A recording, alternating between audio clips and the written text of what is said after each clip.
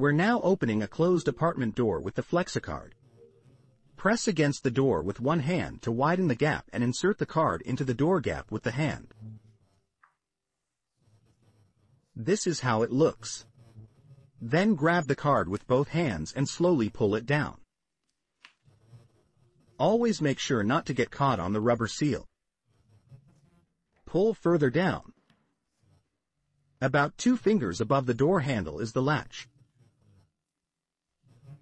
Once here, pull the card out a bit at the bottom, pull it further down, and open the door.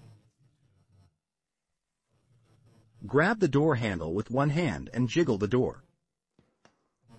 With the other hand, push the card further into the gap. Once more in fast forward. Press against the door, insert the card into the gap, grab with 2 hands and pull down.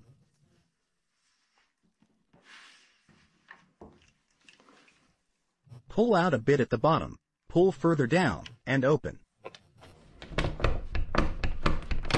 So, that's it.